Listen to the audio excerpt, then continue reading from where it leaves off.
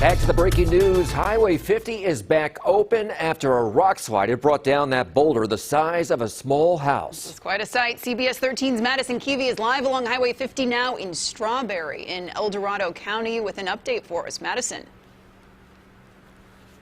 Yeah, lots of activity here now. You see it and hear it first. Cars. We haven't seen those on Highway 50 since nearly 24 hours ago when this first closed around 6 o'clock last night. You could probably also see in the distance some of that snow that we just talked about is already just starting to fall but not stick. Now, the early start to the weekend delayed if this was your route, but early this morning the quiet was interrupted by an explosion that CBS 13 was there for the show.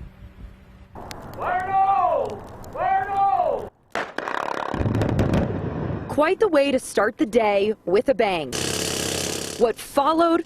The sound of drills, jackhammers, and machinery, all part of the process to move pieces of rock off Highway 50 at Echo Summit. The highway closed Thursday night around 6 when a boulder the size of a cabin slid into the road. Overnight, crews drilled holes into the massive rock and this morning dropped explosives inside to blast it.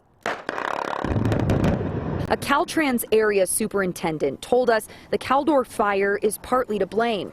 The charred terrain is still damaged. We lost all the vegetation above here, and we have rock slides, but nothing like we had here last night or the one we had earlier this year. It's almost in the same spots. Without vegetation, water has nowhere to go.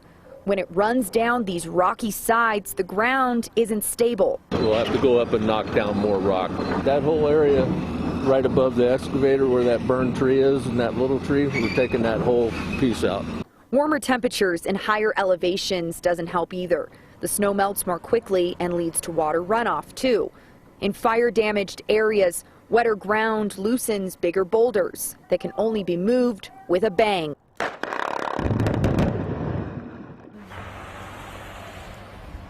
Now, to give you an idea of where we're at, again, this is Strawberry. That closure started with those boulders about 10 miles up the road in that direction that you see straight ahead, and you just saw the backlights of that car because, of course, this area is now open.